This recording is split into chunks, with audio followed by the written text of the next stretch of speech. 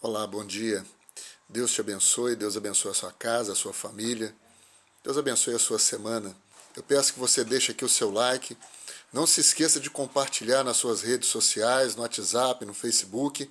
E não se esqueça de deixar um comentário a respeito do conteúdo que você tem ouvido e sobre outros temas que você gostaria de ouvir aqui. Então é isso.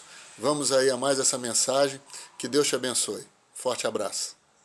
Mateus, capítulo 10, versículo de número 11. Apenas por causa de duas palavras que estão nesse versículo é que nós vamos fazer a leitura dele. Os irmãos que encontraram, digam amém. Mateus 10, 11 diz assim, Jesus falando para os seus discípulos: E em qualquer cidade ou aldeia em que entrardes, procurai saber quem nela seja digno e hospedai-vos aí até que vos retireis. Jesus disse aos seus discípulos que deveriam entrar em cidades e aldeias. Nos tempos em que Jesus vivia, os aglomerados de casa que existiam geravam cidades ou aldeias. A diferença básica entre as cidades e as aldeias era que as cidades tinham em torno dela uma muralha. As aldeias não tinham muralhas. E aí o que acontecia? Se a gente for ver lá no Evangelho de João, capítulo 11, a gente vai ver que Jesus estava na aldeia de Betânia, que ficava a 3 quilômetros de Jerusalém. Jerusalém como cidade, ela era toda murada, toda cercada por muros. As aldeias, por não terem muros, eram construídas próximos das cidades. Por quê? Em caso de guerra, em caso de uma invasão, as pessoas que moravam na aldeia ficariam desprotegidas, porque na aldeia não havia muros para defesa dessas pessoas. Então, porque elas ficavam muito pertinho das cidades, elas corriam. 3 quilômetros, por exemplo, que é a distância que existia entre Betânia e Jerusalém, é a distância que nós estamos aqui lá do centro da cidade. Em caso de guerra, as pessoas que moravam na aldeia corriam para dentro da cidade, ali se fechavam os portões e elas ficavam em segurança por causa dos muros da cidade. Isso até funciona e funcionava muito bem. Nos momentos em que o inimigo vinha, eles corriam para dentro da cidade. Isso funcionava muito bem, dava para funcionar desse jeito. Só que acontece que em alguns momentos o inimigo vinha numa hora que eles não esperavam. Vinham de surpresa e não dava tempo de correr da aldeia para dentro da cidade. Há um problema aí. Porque as pessoas então não construíam muros em torno das aldeias para prover segurança? Porque era muito mais cômodo correr para dentro da cidade. Dava muito trabalho construir muro em torno da aldeia para transformá-la numa cidade. Era muito mais fácil usar o muro que já estava pronto. Irmãos, nós, na nossa vida, agimos da mesma forma. É muito mais cômodo no momento de crise eu correr para uma pessoa que tem um relacionamento de intimidade com Deus, para dentro dos muros espirituais que estão em torno da vida daquela pessoa. É muito cômodo no momento de crise eu pedir à pastora Gilda que ore por mim, porque é muito mais complicado eu pagar o preço de oração. É muito mais difícil eu jejuar. É muito mais difícil eu ler a Bíblia. E eu prefiro me acomodar e me escorar na vida espiritual de alguém. Alguém está entendendo isso? A igreja está entendendo isso? É muito mais cômodo.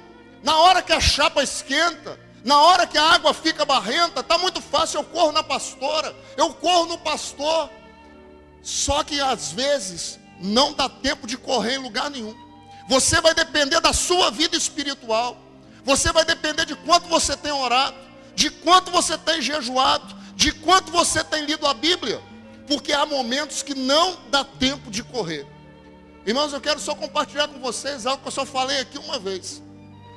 Quando eu comecei minha caminhada na presença de Deus, durante 3 oportunidades, meu filho se levantou na minha casa, eu morava lá no bairro do Porto, por volta das 3 horas da manhã, assim, se levantou e saiu dentro de casa. Ele tinha uns 2 anos mais ou menos, que eu já falava, saiu por dentro de casa assim andando, acompanhando uma determinada luz que ele estava vendo e nós não víamos. Isso aconteceu em uma oportunidade, nós fomos lá, pegamos ele, falei: cá, meu filho, vamos dormir aqui que você está sonhando. E botamos ele na cama lá entre nós e ele dormiu.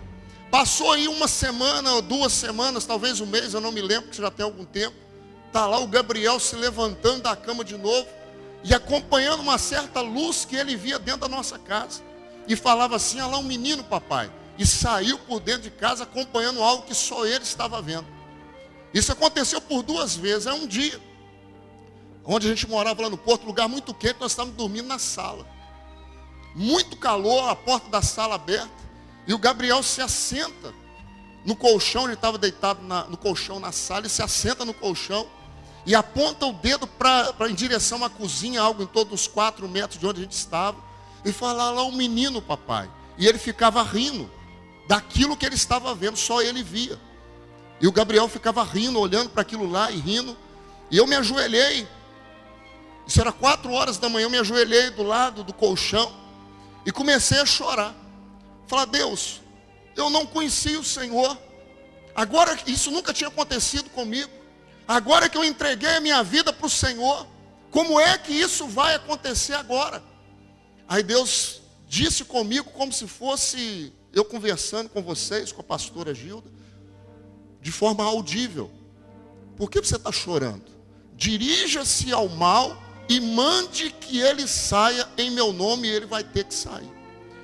Eu olhei mais ou menos na direção para onde Gabriel estava olhando, estendi a minha mão e repreendi aquele mal que não era da parte de Deus, em nome de Jesus. Instantaneamente, irmão, não foi 10 minutos depois não, instantaneamente o Gabriel se deitou e foi dormir de novo. Irmãos, era 4 horas da manhã.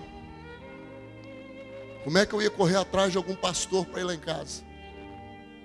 Eu dependia do meu relacionamento com Deus naquele momento. O Espírito Santo, irmão, está dizendo para nós: não que você não possa chegar até mim e pedir uma oração, peça. Não porque você não pode me pedir para fazer uma visita na sua casa, ungir a sua casa, peça, que eu vou com o maior prazer.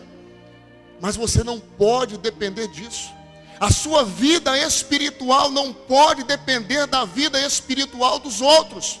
Porque haverá momento na sua vida que não vai dar tempo. Não vai dar tempo de correr em ninguém, vai ser você e Deus. Aí você me pergunta: mas por que então, se você tinha esse relacionamento, por que Deus permitiu que isso acontecesse dentro da sua casa? Porque eu precisava ter minhas próprias experiências com Deus.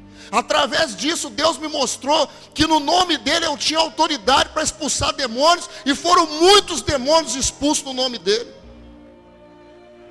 Por isso Deus me permitiu passar por aquele momento dentro da minha casa, para que eu pudesse ter uma experiência, para que ele mostrasse: filho, eu te dei autoridade. Ah, é porque você é pastor. Eu estava começando a caminhar com Deus.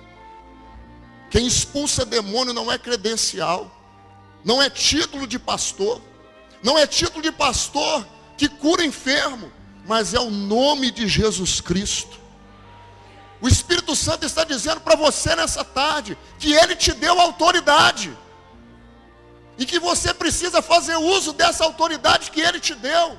Não fique escorado na vida espiritual de ninguém.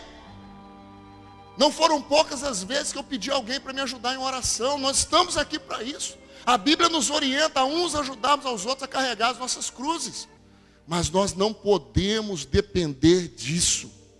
Nós não podemos depender do muro que foi construído na cidade do outro. Nós precisamos edificar esse muro em torno da nossa vida. Esse muro representa autoridade espiritual, representa proteção. Eu vou até fazer a leitura de um versículo, irmãos, que o dia que eu encontrei esse versículo, eu fiquei extasiado do que Deus disse que faria.